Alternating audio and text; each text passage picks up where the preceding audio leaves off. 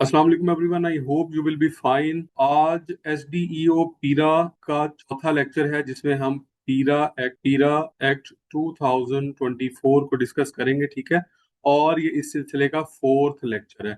जिन बच्चों ने पहले तीन लेक्चर नहीं सुने वो पहले तीन लेक्चर्स भी सुन ले, ठीक है। और अगर अगर नहीं सुने हैं अब तक तो फिर इसके बाद जरूर देख लीजिएगा, ठीक है। उसको जो है उसका आपको डिस्क्रिप्शन में लिंक भी मिल जाएगा और इस वीडियो की सजेशन के अंदर भी वो आ जाएगा। तो स्टार्ट करते हैं जी चैप्टर नंबर 2 का सेक्शन 11। ये कल हमने यहाँ तक सेक्शन 10 तक पढ़ा था।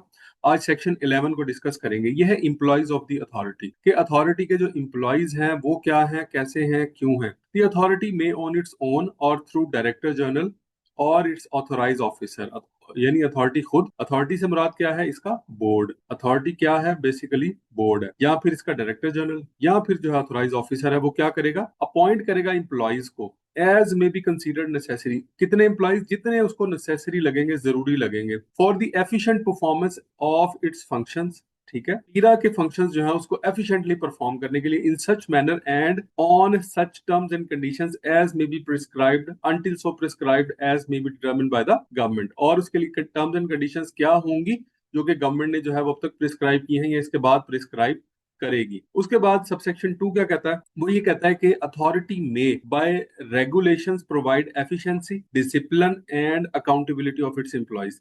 अब अथॉरिटी क्या करेगी, रेगुलेशंस बनाएगी। जैसे कि मैंने आपको पहले बताया था कि सबसे ऊपर होता है कॉन्स्टिट्यूशन, उसके बाद आते हैं एक्ट, ठीक है, एक्ट या फिर ऑर्डिनेंस। उसके बाद क्या आता है, उसके बाद आते हैं रूल्स, ठीक है। उसके बाद आती हैं रेगुलेशंस। तो ये सारे के सारे जो है, अगर आप यहाँ देखें, कॉन्स्टिट्यूशन जो है वो बिल्कुल जो है वो एक गाइडलाइन होती है, ठीक है, एक स्ट्रक्चर होता है, एक ढांचा होता है, सिर्फ फ्रेमवर्क होता है। एक्ट थोड़ा ज्यादा डिटेल्ड होता है, रूल्स उससे ज्यादा डिटेल्ड होते हैं और रेगुलेशंस जो है वो उससे भी ज्यादा डिटेल में होती है। तो रेगुलेशंस बनाई जाएंगे और उसमें ये देखा जाएगा कि एफिशिएंसी क्या होनी चाहिए, ठीक है। डिसिप्लिन जो है वो कैसे मेंटेन करना है, ठीक है। पीडा एक्ट को हमने फॉलो करना है या कितना बनाना है। आज हम लोग थर्ड चैप्टर पढ़ेंगे पीरा एक्ट 2024 का। ये थर्ड चैप्टर जो है वो बहुत ही आसान है और बिल्कुल सेकंड चैप्टर से मिलता जुलता है। अगर आपने सेकंड चैप्टर पहले पढ़ा हुआ है तो ये आपके लिए अंडरस्टैंड करना बहुत ही आसान होगा। उसकी वजह ये है कि जो सेकंड चैप्टर है वो बोर्ड से रिलेटेड है, ठीक ठीक है। और ये जो थर्ड है ये डिस्ट्रिक्ट इन्फोर्समेंट बोर्ड से रिलेटेड है, ठीक है। ये वो यानी वो अथॉरिटी से रिलेटेड है और ये जो डिस्ट्रिक्ट की अथॉरिटी है उससे रिलेटेड है। तो इन दोनों के फंक्शंस, इनकी पावर्स जो है वो बिल्कुल एक जैसी ही होंगी। तो यहाँ पे हम लोग डिस्कस करते हैं कि थर्ड चैप्टर के अंदर जो है वो क्या क्या कुछ बताया जा रहा है। अच्छा, थर्ड चैप्टर जो है वो कहाँ से स्टार्ट हो रहा है, सेक्शन नंबर 12 से स्टार्ट हो रहा है ये। तो ऐसे तमाम बच्चे जिन्होंने पहले हमारे तीन लेक्चर्स नहीं देखे वो लाजमी उनको देख लें, ठीक है। तो चैप्टर नंबर 3 की बात करते हैं, वो हमारी डिस्क्रिप्शन के अंदर भी मौजूद होंगे और वैसे हमारे चैनल के ऊपर भी मौजूद है, वहां से भी आप सर्च कर सकते हैं। तो उसके लिए हमने अलग से जो है वो एक क्रिएट की है स्ट्रीम। अच्छा जी, इसमें देखें चैप्टर नंबर 3 किससे रिलेटेड है, district enforcement and regulatory board, ठीक है जी। District enforcement and regulatory board, इस तरह से हमने कहा था कि प्रोविंशियल लेवल के ऊपर बोर्ड है, बिल्कुल इसी तरह से डिस्ट्रिक्ट लेवल के ऊपर भी बोर्ड बनाया गया, ठीक है। जो प्रोविंशियल लेवल का बोर्ड है वो किसको देखेगा, वो डिस्ट्रिक्ट्स को देखेगा। और जो डिस्ट्रिक्ट लेवल का बोर्ड है वो क्या देखेगा, वो चारों की चारों तहसीलों को देखेगा या सब डिविजन्स को देखेगा। अब सब डिविजन्स के अंदर जितने भी लोग हैं, जितने एसडीओज हैं, सीनियर एसडीओज हैं, इन्फोर्समेंट ऑफिसर हैं, इन्वेस्टिगेशन ऑफिसर है, वो सारे के सारे इस district enforcement and regulatory board को रिपोर्टिंग हो गए। अब इसमें कौन कौन लोग शामिल होंगे ये देखते हैं। देखिए जी, सबसे पहले है इसमें डिप्टी कमिश्नर, इसका चेयरपर्सन होगा। डिस्ट्रिक्ट पुलिस ऑफिसर डीपीओ जो है वो मेंबर होगा। District head of the departments of casual laws. अब कैजुअल लॉज कौन कौन से हैं, देखिए, एनक्रोचमेंट से रिलेटेड लॉ है, ठीक है, होर्डिंग से रिलेटेड लॉ है, इसी तरह से बाकी जो है वो रिलेटेड काफी सारे लॉज हैं। तो उन सारे लॉज से रिलेटेड जो डिपार्टमेंट्स हैं और उनके जो हेड्स हैं वो सब के सब जो है वो क्या होंगे, वो इसके मेंबर्स होंगे। इसके बाद डिस्ट्रिक्ट पब्लिक प्रोसिक्यूटर वो भी इसका मेंबर होगा और डिस्ट्रिक्ट अटॉर्नी जो है वो भी इसका मेंबर होगा। तो ये कौन है जी, ये सारे के सारे इसके मेंबर्स हैं। अच्छा, प्रोसिक्यूटर क्या होता है और अटॉर्नी क्या होता है। प्रोसिक्यूटर जो है ये सरकारी वकील होते हैं, ये दोनों सरकारी वकील ही होते हैं एक तरह के, लेकिन इनके काम में थोड़ा सा फर्क होता है। जो प्रोसिक्यूटर होता है वो डिपार्टमेंट की तरफ से जो है वो पेश होता है। डिपार्टमेंट के ऊपर कोई केस फाइल हो गया, किसी ने जो है वो डिपार्टमेंट के खिलाफ एप्लीकेशन दे दी है या डिपार्टमेंट ने किसी के ऊपर एफआईआर दे दिया, ठीक है। तो वहां पर अब डिपार्टमेंट की तरफ से कौन आएगा, तो वो डिस्ट्रिक्ट पब्लिक प्रोसिक्यूटर होगा या डिपार्टमेंट के अपने प्रोसिक्यूटर भी होते हैं। डिस्ट्रिक्ट अटॉर्नी जो है उसका काम क्या है, वो ऐसे मामलात में पेश होता है जहां पे कोई आइन का इशू होता है, ठीक है। जहां पर अगर मिसाल के तौर पे कोई शख्स जो है वो हमारा जो एक्ट है उसकी जो मेकिंग है, उसकी स्टैब्लिशमेंट है, उसी को अगर चैलेंज कर ले तो वहां पर फिर डिस्ट्रिक्ट अटॉर्नी का जो रोल है वो आ जाएगा। जिस तरह से अटॉर्नी जनरल और प्रोसिक्यूटर जनरल जो है वो अपना काम कर रहे होते हैं, बिल्कुल इसी तरह से। ठीक है, तो जो नॉर्मल जो केसेस होते हैं, ठीक है, जिसके अंदर जजा सजा वगैरह होती है, उसमें प्रोसिक्यूटर आमतौर पे काम करते हैं। लेकिन जो कॉन्स्टिट्यूशनल लेवल के केसेस होते हैं, ठीक है, एक्ट से रिलेटेड, लॉ से रिलेटेड, कानून से रिलेटेड केसेस होते हैं, वहां पर अटॉर्नी जनरल जो है वो खुद जाता है। उसके बाद देखेंगे अटॉर्नी, डिस्ट्रिक्ट अटॉर्नी उसको देखता है। एडिशनल डिप्टी कमिश्नर जनरल, ये इसका मेंबर या सेक्रेटरी होगा। अगर गौर करें तो वो चैप्टर नंबर 2 में हमने ये देखा था, तो वहां पर कौन था? वहां पर डीजी। ठीक है, प्रोविंस में कौन है? डीजी है। यहाँ पे कौन होगा मेंबर या सेक्रेटरी? यहाँ पर या सेक्रेटरियल मेंबर कौन होगा? यहाँ पर एडीसीजी होगा। इसको एडिशनल डिप्टी कमिश्नर जनरल कहते हैं। और एनी अदर एक्सपर्ट को ऑप्टेड फ्रॉम द पब्लिक और प्राइवेट सेक्टर, पब्लिक या प्राइवेट सेक्टर में से किसी और को भी जो है वो ऑप्ट किया जा सकता है, उसको बनाया जा सकता है। अच्छा भाई, सबसेक्शन 2 क्या कहता है? Board shall B housed at the district headquarter. ये बोर्ड जो है वो डिस्ट्रिक्ट हेडक्वार्टर में होगा। ठीक है, ये प्रोविंशियल लेवल पे नहीं होगा, डिस्ट्रिक्ट के अंदर ये बोर्ड होगा, क्योंकि हम बात ही डिस्ट्रिक्ट बोर्ड की कर रहे हैं। उसके बाद board shall meet at such date, time, and place, and shall observe such procedure with regard to the transaction of its business। Transaction of business का मतलब क्या है? कि पीरा का जो भी काम है जिसके जिम्मे वो करने के लिए, और यहाँ मीटिंग वगैरह करने के लिए, ठीक है, मे डिटर्मिन, वो ये डिटर्मिन कर सकता है कि हम कितने दिन बाद मिलेंगे। मिसाल के तौर पे बोर्ड ये डिसाइड कर लेता है कि हम डेली जो है वो हमारी मीटिंग हुआ करेगी, या हम हफ्ते में जो है वो एक दिन मीटिंग किया करेंगे मंडे को, ताकि पता लग जाए कि पिछले हफ्ते क्या काम किया और इस हफ्ते जो है वो हमारी क्या परफॉर्मेंस होनी चाहिए। उसके बाद सब सेक्शन 4 क्या कहता है? The meeting of the board shall B presided over by the chairperson. अब चेयरपर्सन बच्चों कौन है? चेयरपर्सन जो है वो डीसी है। अगर वो मौजूद नहीं होगा तो वाइस चेयरपर्सन। ठीक है, इसमें वाइस चेयरपर्सन कोई भी नहीं है, तो इसके अगर अगर डीसी मौजूद नहीं है तो वो क्या करेगा? वो किसी को नॉमिनेट करेगा। ठीक है, चाहे वो डीपीओ को नॉमिनेट कर दे, ठीक है, चाहे वो एक किसी एडीसी को नॉमिनेट कर दे, एडीसीजी को या एडीसीआर को, तो जिसको भी वो नॉमिनेट करेगा वो इसको प्रिजाइड करेगा। इसके बाद एक और चीज है जी, the quorum of the meeting of the board shall be one half of the total member. Quorum जो है वो वन हाफ होगा, यानी टोटल मेंबर अगर 10 हैं तो इसका कोरम कितना होगा? 5। ठीक है, कम से कम 5 लोगों से ज्यादा लोग जो है वो मौजूद होने चाहिए। ठीक है, या 5 से ज्यादा लोग मौजूद होने चाहिए। इसी तरह से अब अगर बोर्ड जो है वो हमारा 7 मेंबर्स का है, तो इसमें 3.5 से ज्यादा लोग होने चाहिए। इसका मतलब है कम से कम 4 लोग, क्योंकि 3.5 पीपल तो हो नहीं सकते ना, तो 4 ही होंगे, तो कम से कम 4 लोग होने चाहिए। तो इस तरह से बोर्ड, अगर कोरम जो है वो कम से कम जो है वो आधे लोगों का होना चाहिए। अभी जो बच्चे जिन्होंने पिछले लेक्चर्स नहीं सुने और उनके लिए कोरम की जो टर्म है वो बिल्कुल न्यू है, तो उनको मैं बताता चलूं बेटा कि बाज़ बात ऐसा होता है कि आपकी जो टोटल जो कमेटी है या बोर्ड है या असेंबली है, वो फॉर एग्जांपल 100 लोगों पर मुश्तमिल है, और सिर्फ आते हैं 25 लोग। ठीक है, तो कोई भी मेंबर जो है वो उठ के ये निशानदेही कर सकता है कि चूंकि आधे लोग नहीं आए तो इसलिए इसमें कोई भी फैसला नहीं किया जा सकता। ठीक है, ऐसा तो नहीं है ना कि पता लगे किसी दिन जो है वो 10 लोग इकट्ठे हुए हैं और उन्होंने मिलकर कोई फैसला कर लिया जो कि पूरी कमेटी के ऊपर जो है वो असरअंदाज होगा। तो इसलिए कोरम का ख्याल रखना जो है वो बहुत जरूरी होता है। कोरम का मतलब क्या होता है? कि मिनिमम नंबर ऑफ मेंबर्स किसी भी मैटर को डिसाइड करने के लिए कितने चाहिए। अच्छा जी, सेक्रेटरी क्या करेगा? On direction of the chairperson shall call a meeting of board. ठीक है, सेक्रेटरी यहाँ पर, अच्छा यहाँ पे डिस्ट्रिक्ट में कौन सा सेक्रेटरी है?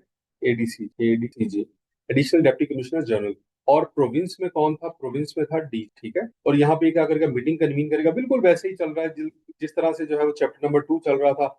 वहां पे प्रोविंशियल बोर्ड की बात हो रही थी, वहां पे डीजी की बात हो रही थी, यहाँ पे डिस्ट्रिक्ट बोर्ड की बात हो रही है, और यहाँ पर एडीसीजी की बात हो रही है। उसके बाद the decisions of the board shall be taken by the majority of the members present and voting and in the event of equality of votes. कहता है जी जो भी यहाँ पर फैसला होगा वो सबकी जो है वो राय से होगा। ठीक है, हर किसी के वोट से होगा। अगर लोग जो है वो डिवाइडेड हैं, और मिसाल के तौर पे 5 लोग एक तरफ हैं, 5 लोग एक तरफ हैं, ठीक है, तो क्या किया जाएगा? Casting vote. ठीक है, भी कहते हैं in the event of the equality of votes the chairperson और his in the absence the member presiding over the meeting as the case may be shall have a casting. तो chairperson या उसकी जगह जो मीटिंग को preside कर रहा है उसके पास कास्टिंग वोट होगा।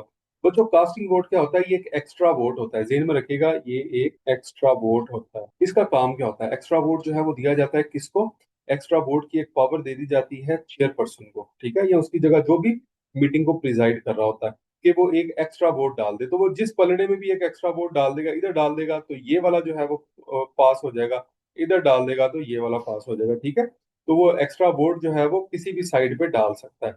और ये वोट, अब देखिए चेयरपर्सन एक तो पहले उसने वोट डाल दिया, प्लस जो है वो उसको एक एक्स्ट्रा वोट डालने की इजाजत दी जाती है, बिकॉज कि वो चेयरपर्सन है। और उसके फैसले को जो है वो ज्यादा अहमियत दी जाती है। अच्छा, सबसेक्शन 8 देखें, the secretary shall maintain and complete record of the minutes and decision of the board. जैसे हमने कहा था कि जो प्रोविंशियल बोर्ड था उसके अंदर क्या था, इदारे का जो बोर्ड था उसमें डीजी ने मेंटेन करना है। डीजी जो है सेक्रेटेरियल मेंबर था, इसलिए उसने मिनट्स भी मेंटेन करने हैं, ठीक है, उसने एजेंडा भी बनाना है, ठीक है, उसने सबसे साइन भी करवाने, कोऑर्डिनेशन का काम, सारे का सारा डॉक्यूमेंटेशन का काम जो है वो किसने करना है, डीजी ने करना है। यहाँ पे सेक्रेटरी करेगा। अगेन मैं बताता चलूं कि यहाँ सेक्रेटरी कौन है, एडीसी जी, यानी एडिशनल डिप्टी कमिश्नर जनरल है। उसके बाद नो एक्ट, डिसीजन, ऑर्डर और प्रोसीडिंग्स ऑफ द बोर्ड और the committee constituted by the board shall be invalid merely by reason of any vacancy और defect in the constitution of board. अगर मिसाल के तौर पे कोई एक बंदा मौजूद नहीं है या उसने अपनी जगह किसी और को, अपने रिप्रेजेंटेटिव को भेज दिया, तो इस बेस पे बोर्ड का कोई भी फैसला जो है उसको नल एंड वॉइड करार नहीं दिया जा सकता। मिसाल के तौर पे ये ना हो कि किसी दिन ये कोई उठ के ये कह दे कि चूंकि डीसी साहब मौजूद नहीं थे, डीसी साहब की जगह पर ये मीटिंग जो है वो एसी साहब ने ली थी, प्रिजाइड की थी, तो हम जो है वो इसके फैसले को नहीं मानते, तो ऐसा हरगिज नहीं होगा, ठीक है। इस तरह का कोई भी अगर डिफेक्ट होता है मीटिंग के अंदर तो उसको ये नहीं समझा जाएगा कि वो नल एंड वॉइड है, बल्कि उसका जो डिसीजन है उसको इक्वली वेटेज दिया जाएगा। उसके बाद आ जाता है जी subsection 10, the secretary shall be responsible for performing secretarial function and providing secretarial support to the board. अच्छा भाई, सेक्रेटेरियल फंक्शन क्या होता है? देखिए, कोऑर्डिनेशन सारी उसने करनी है, डॉक्यूमेंटेशन सारी उसने देखनी है, ठीक है। उसके अलावा जो है एजेंडा उसने बनाना है, मीटिंग उसने कंडक्ट करनी है, सब लोगों के साथ राब्ता इसी ने कायम करना है, सब लोगों को बुलवाना इसने है, ठीक है। और उसके लिए जिस जिस तरह की भी ऑफिशियल वर्किंग चाहिए, ठीक है, मीटिंग कंडक्ट करवानी है तो उसके लिए जो है वो मीटिंग का सारा बंदोबस्त करना, कौन से कमेटी रूम के अंदर मीटिंग होगी, कौन कौन उसका मेंबर होगा, किस किस को बुलाना है, किस किस को नहीं बुलाना है, ये सारे की सारी जो चीजें हैं इनको कौन मैनेज करेगा, ये सेक्रेटरी मैनेज करेगा। अगेन सेक्रेटरी कौन है जी, एडीसी। उसके बाद है the secretary shall exercise such powers as are mentioned in the act. वो क्या करेगा जी, जो आगे पावर्स बताई गई हैं उनको वो एक्सरसाइज करेगा। और उसके अलावा अगर कोई अथॉरिटी उसको डेलीगेट कर दी गई है चेयरपर्सन की तरफ से, तो उसको भी वो यूज कर सकता है। डेलीगेशन ऑफ अथॉरिटी का मतलब मैं आपको पहले भी बता चुका हूँ। इसका मतलब ये होता है कि हायर अथॉरिटी अपनी कोई पावर बाजू का जो है वो किसी लोअर अथॉरिटी को दे देती है, उसको क्या कहा जाता है, उसको डेलीगेशन ऑफ पावर कहा जाता है। इसके बाद जी नेक्स्ट हमारे पास सेक्शन 13 है। इसमें हम क्या डिस्कस करेंगे, कमेटीज। अब कमेटीज क्या होती है, द बोर्ड में constitute such committees as may be deem necessary for carrying out the purposes of this act and such committees shall exercise such powers and perform such functions as may be assigned by them by the board, ठीक है। कोई भी मामला हो गया तो उसके ऊपर कोई कमेटी बनाई जा सकती है। मिसाल के तौर पे मैं सवाल ये होता है कि हम ये कहते हैं कि एक कमेटी बनाई गई है इस पर्पस किसी कॉन्फ्लिक्ट को रिजॉल्व करने के लिए। फॉर एग्जांपल, करेना एसोसिएशन उठ के जो है वो आपके चेयरपर्सन, जो डिस्ट्रिक्ट बोर्ड का चेयरपर्सन है, ये जो कि आपका डीसी है, उसके पास चले गए हैं और उन्होंने कहा है कि ये जनाब हमसे जो है हमारे साथ दुश्मनी कर रहे हैं, जानबूझ के हमारे दुकानों को गिरा रहे हैं, हमारे थड़े तोड़ रहे हैं, हमारे शेड गिरा रहे हैं, तो ये जो है ये साहब जो है ना वो हमारे साथ क्या है, तासुब कर रहे हैं, कुछ प्रेजुडिस में आ गए हैं या इनका कोई और मसला है। तो फिर क्या किया जाएगा इस मकसद के लिए? लेकिन ऑन दी अदर साइड जो अफसरान है वो कह रहे हैं कि नहीं जी, हम तो कानून के मुताबिक काम कर रहे हैं। तो अगर मामला जो है वो ज्यादा तूल इख्तियार कर गया तो वो क्या करेंगे, एक कमेटी बना देंगे। और वो कमेटी क्या होगी, वो फैक्ट फाइंडिंग कमेटी होगी और ये फैसला करेगी कि क्या वाकई जो है वो दुकानदारों के साथ जुल्म हो रहा है या जो है वो अफसरान जो है वो अपनी जो उनकी लीगल जुरिस्डिक्शन है उसके अंदर रहते हुए काम कर रहे हैं। तो ये इस तरह की कमेटीज भी बनाई जा सकती हैं। अच्छा, अभी अब power and function of the board, ये अब डिस्ट्रिक्ट बोर्ड की बात हो रही है। इससे पहले हमने जो अथॉरिटी के पावर एंड फंक्शंस हैं उनकी बात की थी, जो कि हमारा समझ लीजिए कि प्रोविंशियल बोर्ड है, ठीक है, जो कि ओवरऑल जो है वो पीरा का बोर्ड है, उसकी बात की थी। अब यहाँ हम डिस्ट्रिक्ट बोर्ड की बात करेंगे। अब आपको मेरी बात समझ में आएगी, असल में इन दोनों की पावर्स और फंक्शंस जो है वो एक जैसी हैं। आप देखेंगे कि सारी की सारी चीजें यहाँ पर रिपीट हो रही है, तो इनको मैं बहुत ज्यादा फोकस नहीं करूंगा, बिकॉज आपने अगर पिछला चैप्टर पढ़ा हुआ है तो आप इजीली जो है वो इसको अंडरस्टैंड कर सकते हैं। अगर नहीं पढ़ा तो उसको आप दोबारा जाके पढ़ सकते हैं, ठीक है। तो इसमें क्लॉज ए क्या कहती है जी, उसने कहता है कि जी क्या करेगा ये बोर्ड, ओवरसी करेगा, स्पेयर हेड करेगा। स्पेयर हेड का मतलब सर क्यादत करना, मॉनिटर करेगा, मतलब ओवरसी करेगा, सुपरवाइज करेगा किस चीज को, implementation of the guidelines issued by the authority under the act, ठीक है। अथॉरिटी की जो भी गाइडलाइंस हैं उसको इम्प्लीमेंट करने के लिए उसको ओवरसी करेगा, ठीक है, उसकी निगरानी करेगा, उसकी क्यादत करेगा, उसको लीड करेगा, ठीक है। कौन करेगा, बोर्ड। ये डिस्ट्रिक्ट बोर्ड की बात हो रही है जिसको हेड कौन कर रहा है, D. Supervise, monitor and review the progress and perform. अब जो जो 4 तहसीलें या 5 तहसीलें आपके डिस्ट्रिक्ट के अंदर, उसकी जो परफॉर्मेंस है उसको सुपरवाइज करना, उसको मॉनिटर करना, उसको रिव्यू करना, यानी कि ये देखना कि हमने टारगेट कितना दिया था, इन्होंने काम कितना किया है, ठीक है, पिछले वीक में कितना काम किया था, इस वीक में कितना काम किया, या पिछले मंथ में कितना काम किया था, इस मंथ में कितना काम किया, या दूसरे डिस्ट्रिक्ट ने कितना काम किया, इस डिस्ट्रिक्ट ने कितना काम किया। इन तमाम की तमाम जो पैरामीटर्स हैं इसके ऊपर इनकी जो परफॉर्मेंस है उसको इवेल्युएट किया जाएगा। उसके बाद क्लॉज सी क्या कहती है, कंडक्ट अ सिचुएशनल असेसमेंट।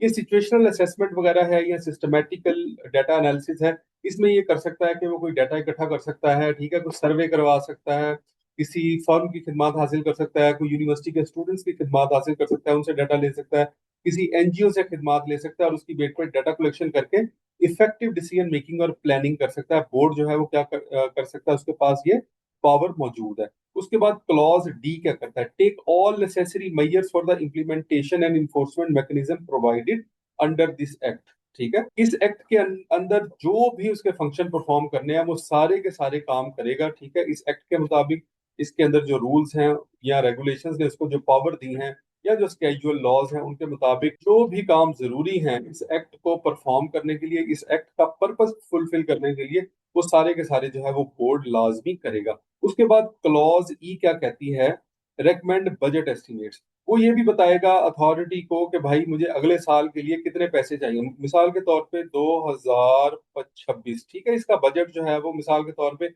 एक डिस्ट्रिक्ट है, मैं कहता हूँ लाहौर, लाहौर का डीसीए कहता है कि जी मुझे इस डिस्ट्रिक्ट के अंदर पीरा को चलाने के लिए 150 मिलियन सालाना चाहिए। ठीक है, तो ये क्या होगा, ये उसका बजट होगा, उसमें उसमें सारे के सारे एक्सपेंसेस की डिटेल बनाई होगी कि किस किस हेड में मुझे कितने पैसे चाहिए। Seek reports from concerned quarter, for concern quarter जो है वो किसी एरिया की जो है वो टीम को कहते हैं कंसर्न। यहाँ पे क्वार्टर से मुराद सब डिविजन्स हैं। एनालिसिस और बेटर परफॉर्मेंस के लिए क्या करेगा, वो रिपोर्ट भी हर किसी से लेगा और ये रिपोर्ट डेली बेसिस पे आमतौर पे होती है। व्हाट्सएप ग्रुप्स बने होते हैं और यहाँ पे जो है वो एसडीओज हैं या सीनियर एसडीओज हैं, वो अपनी रिपोर्ट डेली बेस पे शेयर करेंगे, कितना फाइन किया, कितनी इंक्रोचमेंट हटाई, कितने एरिया को वागुजार करवाया, कितनी गवर्नमेंट लैंड जो है उसके ऊपर कब्जा खत्म करवाया, ये सारी चीजें जो है वो बताई जाएंगी। उसके बाद है जी पर्पस, प्रपोज और sanction as may be prescribed payment of reward to any person. यहाँ पे रिवॉर्ड की बात हो रही है जी, इसमें अगर कोई बंदा एक्सेप्शनल परफॉर्मेंस देता है तो उसको रिवॉर्ड देना, जैसे हमने पिछले चैप्टर में पढ़ा हुआ था, तो वो भी ये क्या करेगा, उसको दे सकता है या प्रपोज कर सकता है। अगर इसके पास पावर है तो खुद ही ये सैंक्शन भी कर सकता है। सैंक्शन का मतलब है खुद अप्रूवल देना, प्रपोज का मतलब है रेकमेंड करके ऊपर अथॉरिटी को भेज देना कि जी हम इसको कुछ ना कुछ रिवॉर्ड देना चाहते हैं, कोई बोनस वगैरह देना चाहते हैं, इसने बहुत अच्छा काम किया तो बराए मेहरबानी इसके लिए अप्रूव किया जाए। और क्लॉज एच क्या कहती है जी, कहता है such other functions and exercise such other powers as may be assigned to him. कहते हैं इसके अलावा कोई भी जो है वो टाइम टू टाइम कोई अगर पावर इसको दी जाती है या कोई फंक्शन दिया जाता है तो उसको भी वो क्या करेगा, परफॉर्म करेगा। इस पर्पस के लिए, एक्ट के पर्पस को फुलफिल करने के लिए, ठीक है, एक्ट को फुलफिल करने के लिए ये जो भी सारा कुछ करेगा उसका मकसद जो है वो ये नहीं होगा कि उसने अपनी पर्सनल पीआर बनानी है या उसने ये करना है कि अवाम के अंदर एक दफा थरथल्ली मच जाए और वो कहेंगे जी क्या बात है जनाब, पीरा बहुत अच्छा काम कर रही है, ठीक है, और लोग देखते ही जो है वो इनको डर जाए। ऐसा नहीं, बल्कि पर्पस जो एक्ट का पर्पस है उसको फुलफिल करने के लिए। इसके बाद आ जाता है जी power and functions of the chairperson of the board. ठीक है, चेयरपर्सन ऑफ द बोर्ड यहाँ पे कौन है जी, डीसी है। हर डिस्ट्रिक्ट का जो डीसी है वो इसका चेयरपर्सन है। अब इसको इन्होंने कुछ पावर्स भी दे दी हैं इसके जरिए। अब सेक्शन 15 का सब सेक्शन 1 क्या कहता है, कहता है वो कौन कौन सी पावर जो है वो एक्सरसाइज करेगा। अब ये पावर जो है वो यहाँ पर क्लॉज ए से लेके जो है वो आगे तक जो है वो दी हुई है। Monitor and ensure implementation of the act at district level. ठीक है, डिस्ट्रिक्ट लेवल के ऊपर क्या करेगा, इम्प्लीमेंटेशन को चेक करेगा कि क्या पर्पस के लिए पीरा को बनाया गया था वो काम हो रहा है, क्या इंक्रोचमेंट खत्म हो रही है, क्या जो प्राइस कंट्रोल की जा रही है या नहीं की जा रही, ठीक है, या इसके अलावा जो और पीरा को जो है जो भी फंक्शंस दिए गए हैं क्या पीरा उसको इफेक्टिवली परफॉर्म कर रहा है या नहीं कर रहा है, इम्प्लीमेंटेशन ठीक से हो रही है या नहीं हो रही। ये सारे काम जो है वो कौन करेगा, चेयरपर्सन करेगा डिस्ट्रिक्ट लेवल के ऊपर। इसके बाद जी हमारे पास क्लॉज बी है, conduct performance reviews of enforcement station. उनके परफॉर्मेंस रिव्यू मीटिंग जो है वो करता रहेगा, ठीक है, और उसके एम्प्लॉयज की वो देखता रहेगा कि जो है हमारा इन्फोर्समेंट स्टेशन, ठीक है, मिसाल के तौर पे कोई तहसील है, जैसे मैं बात करता हूँ लाहौर, लाहौर की कोई तहसील है, ठीक है, मॉडल टाउन की बात कर देते हैं, तो वहां की जो है वो परफॉर्मेंस क्या है और उसके अंदर फिर ब्रेक डाउन क्या है, किस इन्फोर्समेंट ऑफिसर ने जो है वो कितना काम किया, किस इन्वेस्टिगेशन ऑफिसर ने कितना काम किया, एसडीईओ ने जो है वो कितने फाइन किए, तो ये सारी की सारी जो चीजें हैं उसको भी यही चेक करेगा। Seek reports and record for enforcement, ठीक है, रिपोर्ट्स जो है वो भी उनसे मांग सकता है और उनकी परफॉर्मेंस को इवेल्युएट कर सकता है। Initiate and conduct an inquiry, अगर किसी किस्म की कोई इंक्वायरी की जरूरत है तो वो भी कंडक्ट कर सकता है। मिसाल के तौर पे एसडीओ के खिलाफ जो है वो डिपार्टमेंट के अंदर से कोई इंक्वायरी आती है, कोई शिकायत आती है, या डिपार्टमेंट के बाहर से कोई शिकायत आती है, कहता है कि जी वो मेरे से करप्शन कर रहे हैं, पैसे मांग रहे हैं, रिश्वत ली है मेरे से, ठीक है, या अंदर से कोई कोई कह देता है कि जी मेरे साथ इन्होंने जो है वो पर्सनल हो गए हैं और मुझे जो है वो निकालने की कोशिश कर रहे हैं यहाँ से, या मुझे जो है हरास किया जा रहा है। तो इस किस्म की सारी कंप्लेंट्स हैं उसके ऊपर इंक्वायरी कौन कंडक्ट करेगा, वो भी जो है वो चेयरपर्सन करेगा यानी डीसी करेगा। इसके बाद है जी provide assistance on requisition received under section 20। Section 20 के अंदर जो रिक्वेजिशन है उसका मतलब क्या है वो हम आगे पढ़ेंगे भी बड़ी डिटेल के अंदर। बात का ऐसा होता है कि एसडीईओ जो है वो क्या करता है, एक रिक्वेजिशन सेंड करता है सेक्रेटरी को, ठीक है, और उसमें क्या होता है कि वो किसी किस्म की सपोर्ट चाहिए होती है।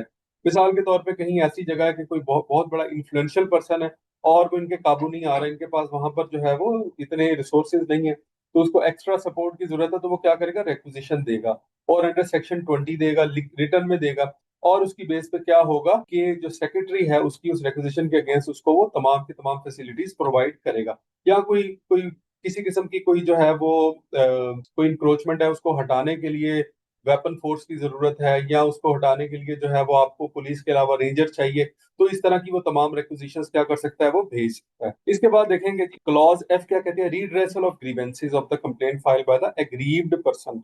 अगर कोई शख्स ऐसा है जो कि ये कहता है कि जी मेरे साथ ज्यादती हुई है, मैंने मैंने तो जो है वो अपने अपने एरिया के अंदर जो है वो एक शेड बनाया हुआ था, ठीक है, या पेवमेंट बनाई हुई थी और इन्होंने आके उसको तोड़ दिया, ठीक है, तो इस तरह के ग्रीवियंस को रिड्रेस करने के लिए भी या कोई कंप्लेन आ जाती है उसको, अगर कोई शख्स ये कहता है, या बाज़ का ऐसा होता है कोई शख्स ये कहता है कि जी छोटी सी गली है उसके अंदर इन्होंने इतना बड़ा जो है वो अपना रैंप आगे करके बढ़ा लिया है और वहां से अब चलना मुश्किल हो गया, तो मेहरबानी करें इसको ठीक करें। तो ये भी grievance of redressal of grievance इसको कहते हैं। तो इस सिचुएशन के अंदर भी जो है वो क्या करेगा, इसको एग्रीव्ड पार्टी को सुनेगा और उसके मसले मसाइल जो है वो हल करेगा। या फिर अगर किसी इम्प्लॉय के खिलाफ है, ठीक है, अगर किसी इम्प्लॉय के खिलाफ उसकी शिकायत है और उसने ये कहा, यहाँ पे ट्रांसग्रेशन का वर्ड यूज हुआ है। ट्रांसग्रेशन का वर्ड क्या होता है, तजावुज करना, ठीक है, अपने कानून से बाहर निकल के जो है वो कोई काम करना, उसको ट्रांसग्रेशन कहा जाता है। अगर कोई इम्प्लॉय जो है वो कानून से हट के जो है वो कोई काम करता है तो उसके ऊपर भी कार्रवाई की जाएगी। और ये कौन करेगा, ये डिस्ट्रिक्ट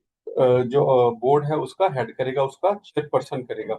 इसके बाद है जी decide the reference send by the hearing officer. Hearing officer अगर कोई रेफरेंस सेंड करता है तो इसको वो देखेगा, ठीक है। हेयरिंग ऑफिसर बाज का ऐसा होता है कि अगर उससे कोई फैसला नहीं हो रहा तो वो आगे रेफर कर देता है, तो वो उस रेफरेंस का फैसला फिर कौन करेगा, वो फैसला डिस्ट्रिक्ट बोर्ड का चेयरपर्सन करेगा यानी डीसी करेगा। Administer the enforcement sections and employees of the district as may be prescribe. Enforcement station को एडमिनिस्टर करेगा, ठीक है, उनकी जो सुपरविजन है, उनकी जो एडमिनिस्ट्रेशन है वो भी इसके जिम्मे होगी और जो उसमें एम्प्लॉयज काम कर रहे हैं वो भी इसके अंडर ही होंगे।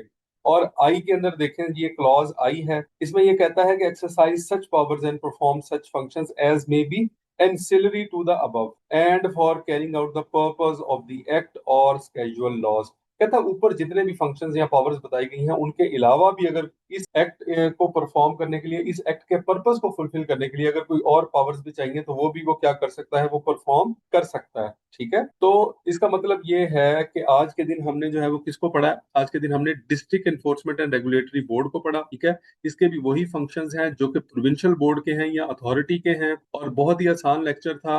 अगर आपने इसे पिछला लेक्चर नहीं सुना तो भी आपको समझ आ जाएगा, अगर पिछला लेक्चर सुना है फिर तो ये बहुत ही आसान है आपके लिए। तो ये जो लॉ है इसको आपने बिल्कुल भी अपने लिए हवा नहीं बनाना, ये बहुत आसान है, ठीक है। और आपने इसको वन गो में 3-4 लेक्चर जो है वो आप इकट्ठे सुन लिया करें बेशक, ठीक है। तो आप हार्डली आधे घंटे के अंदर अंदर जो है वो एक चैप्टर पढ़ सकते हैं। मेरा ये टारगेट है कि हमने 10 दिन के अंदर अंदर जो है वो इस लॉ को खत्म करना है। मैं इसको बिल्कुल ऐसा नहीं है कि मैं इसको लटका के रखूं और लंबा लेके चलूं, ऐसा हरगिज नहीं है। 10-15 दिन के अंदर हमने क्या करना है, इसको खत्म करना है और किसी और लॉ के ऊपर मूव कर जाना है, ठीक है। तो इस तरह देखिए देखें 4 लेक्चर के अंदर हमने 3 जो चैप्टर्स हैं वो इसके खत्म कर दिए हैं। तो आई होप आपको इस लेक्चर की समझ आई होगी। अगर आपको किसी चीज की समझ नहीं आई है तो आपका हमारा जो व्हाट्सएप नंबर है वो मौजूद है, वहां पर आप हमें मैसेज कर सकते हैं, अपना वॉइस नोट भेज सकते हैं। कमेंट सेक्शन के अंदर हमें जरूर बताइएगा अपना फीडबैक, और उम्मीद है कि आज के इस लेक्चर ने आपके नॉलेज में इजाफा किया होगा। Wish you all the best. Allah Hafiz.